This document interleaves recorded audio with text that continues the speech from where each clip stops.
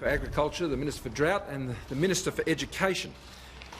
Since June of 2018, our government has been rolling out our response to the drought that has been sweeping across our country. As every month has passed, the difficulties have increased, and as every month has passed, we have listened, we have learned, and we've continued to step up what we've been doing in our response to the drought that is affecting somewhere in the vicinity of around 40,000 farms across the country, and that number is growing. Our response has had three components.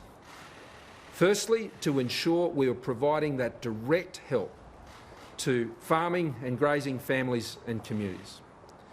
We have delivered that through direct cash assistance through the Farm Household Allowance.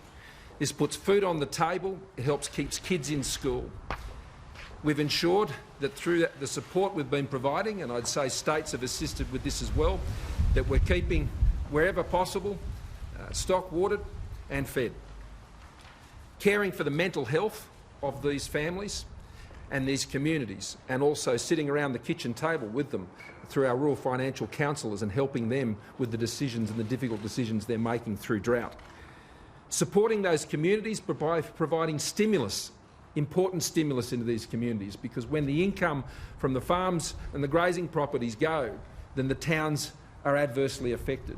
And so we've been seeking to mitigate that through programs like the Drought Communities Program, putting $1 million into each of these shires, direct cash injection into these communities to keep businesses open, to keep businesses and their employees in jobs, and to ensure that we're also keeping the communities together through these programs. Their best support in these circumstances is each other, and the Drought Communities Program has played an important role in bringing communities together at numerous events, from camp drafts to whatever they've decided is the best way to get people together. There's been support directly through charitable organisations, more than $50 million through Salvos and Vinnies and the CWA and others. That's providing $3,000 emergency cash payments to those in these communities, to those most in need, and we want to thank our partners in the charitable sector for doing that. And we have focused on the resilience for the next drought and the one after that, with major investments in water infrastructure, both on-farm and off-farm, investments to support the construction and maintenance of silage, to keep farm hands in jobs, on properties, everything from fixing fences to getting rid of weeds and pests and sinking bores. And then there are the big projects, like where Michael and I recently done Gowan and Wangler. There are 21 projects currently all around the country, and many of those already underway, from Tasmania up to North Queensland. And those projects are continuing and being pursued through the National Water Grid. Since the election, we've put in place some $350 million of additional measures direct from the budget. Things like Farm Household Allowance, Drought Communities Programs, extensions and so on. Over $350 million alone. Today, we are announcing measures which triple that support up to after the election to just over $1 billion. On top of that, we are providing loan support, which you have seen reports of this morning and my colleagues have spoken about this morning, of over $1 billion in new interest-free loans that will be made available to farmers and grazing families, as well as small businesses within local communities that are dependent and service the agricultural sector. Now, I'm going to ask my colleagues to run through all of this in all the measures that we have, but just to give you a quick overview. First of all, the funds we're putting into those zero-interest loans. What this is doing is supporting farmers and graziers who know they have a future in the sector and are committed to getting to the other side of this drought and knowing that better days are on the other side. And this gives them the massive breathing space to be able to make the investments, pay the employees on the farm, do the work that they need to do, purchase fodder, adjust their stock, make the decisions that they know they are going to need to take over the next few years to ensure that they get to the other side.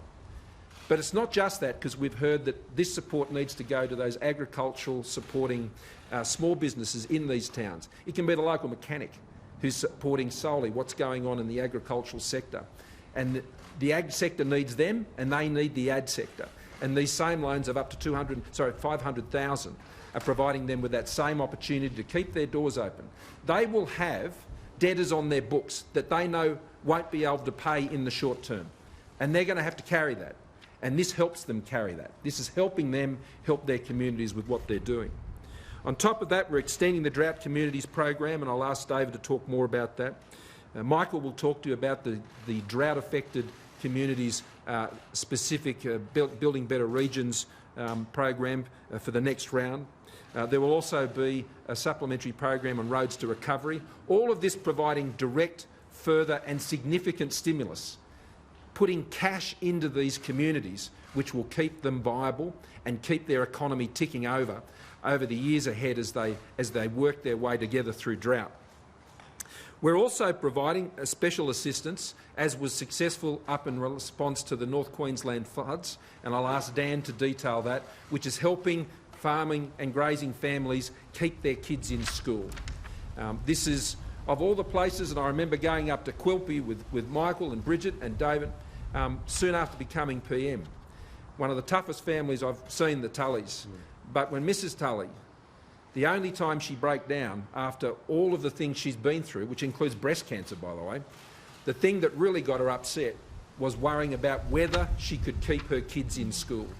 And this is as much for the mental health and well-being of these families as it is, of course, for the education of the kids themselves. The other program we'll be announcing today, and I'll ask Dave to take you through this, is a water program. We will be releasing 100 gigalitres along the Murray that will be made available at discounted rates to farmers along the Murray to grow fodder, to increase the amount of fodder that will be available to support farming communities right across the country.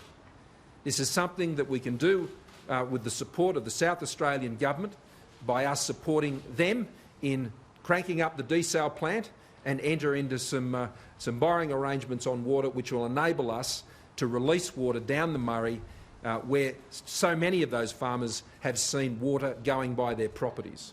This will put them to work to help those farmers help other farmers when it comes to growing the fodder that our drought-affected farmers are going to need.